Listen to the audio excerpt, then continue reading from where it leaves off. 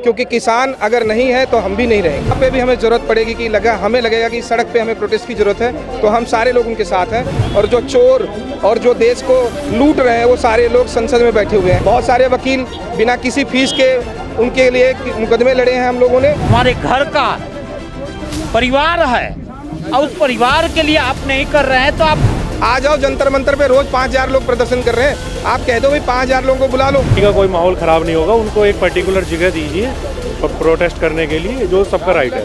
नमस्कार, मैं कशिश और स्वागत है आपका लिटिल भारत में। अगर देखा जाए यहाँ पर तो शंभू बॉर्डर पर लगातार जो है वो तादाद बढ़ती हुई नजर आ रही है। तमाम वीडियोस हमने आप लोगों के साथ साझा किए।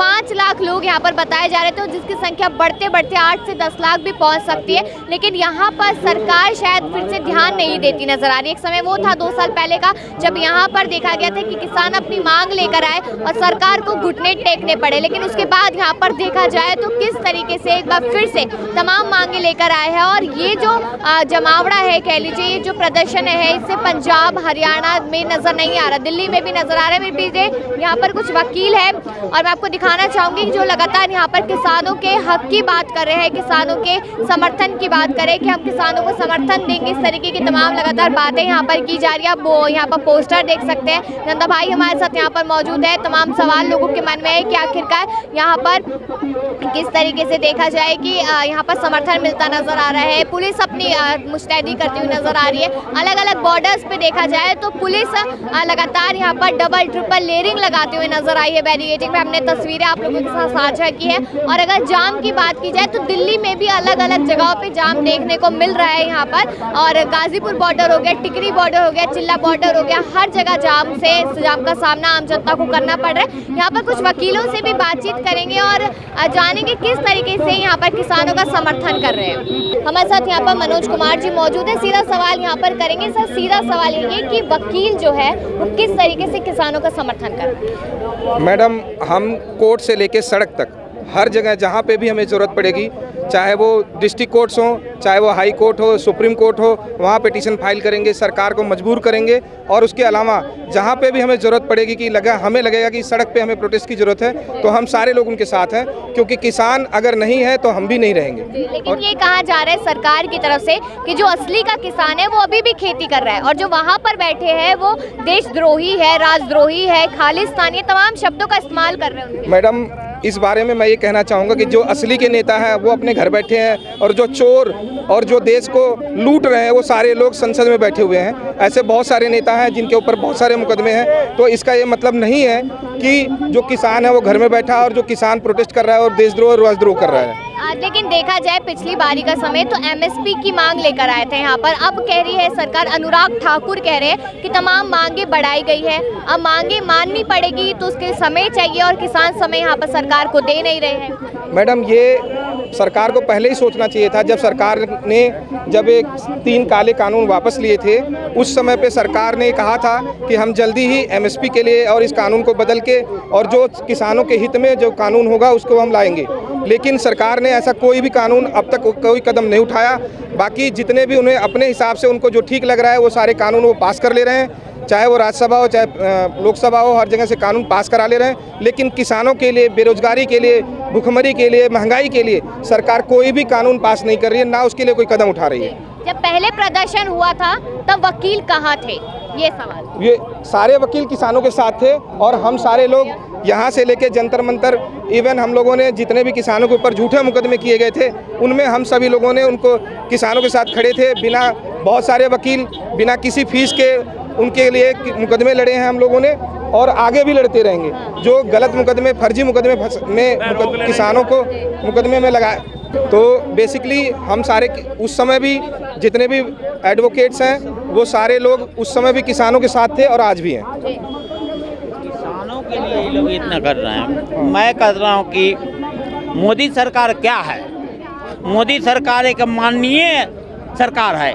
अब हमारे किसान वर्ग हमारे घर का परिवार है और उस परिवार के लिए आप नहीं कर रहे हैं तो आप मानिए कल का आज है, नहीं कल नहीं रहेंगे। सरकार कहती है कि सम्मान निधि योजना दे दी और तमाम तरीके के लोन जारी किए, बहुत कुछ दिया हमने किसानों को। मैडम, किसानों को लोन देना, मैडम किसानों को लोन देना लोन देना अलग बात है, वो कर्ज दे रहे हैं, लेकिन किसान को जो उनका जो दिन रात मेहनत करके जो अन्न उगाते हैं उसकी एक मिनिमम गारंटी, जो मिनिमम उसका मूल्य, हर चीज़ का एक मिनिमम मूल्य। आप कोई भी सामान खरीदिए, आज हम जाते हैं उद्योगपतियों के सामान या फैक्ट्रियों से जो भी सामान बनता है उस पर एक MSP रहता है, मैक्सिमम सेल प्राइस होती है।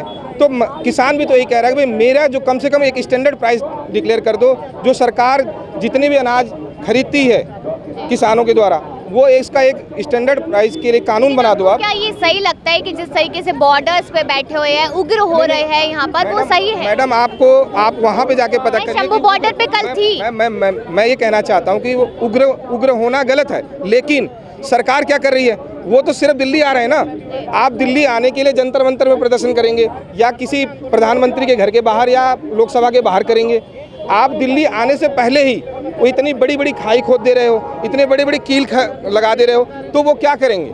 आप सरकार उनको मजबूर कर रही है कि वो उग्र हों, और कोई ऑप्शन नहीं है उनके पास। जब आपकी बात कोई ना सुने तो आप क्या करोगे? अगर मान लीजिए हम यहाँ पे बात करने आए, आप हमसे बात कर रहे हैं, अगर यही अभी पुलिस आ जाए और हमें बात ना करने दे, हम क्या करेंगे या आप क्या करेंगे? तो इसलिए किसानों को मजबूर किया जा रहा है कि वो सारे किसान उग्र हों और ये जो उनका प्रोटेस्ट है वो बदनाम हो, इसलिए सरकार ये सारी व्यवस्थाएं। एक आखिरी सवाल रहेगा, जो किसान है, जब हम कल शंभू बॉर्डर गए, हमने किसानों से बातचीत की तो उन्होंने कहा कि कुछ भी हो जाए हम दिल्ली में कूच करके ही रहेंगे, अपनी बात रखते हुए नजर आएंगे। तो क्या लगता है कि सरकार को एक मैसेज देना चाहिए उनको, जो उग्र किसान हैं या जो ऐसे कोई काम करते हैं जो अनकॉन्स्टिट्यूशनल है, असंवैधानिक है, उसके खिलाफ सारे लोग हैं। हम भी संविधान को मानने वाले लोग हैं और किसान भी मानने वाले लोग हैं। वो सभी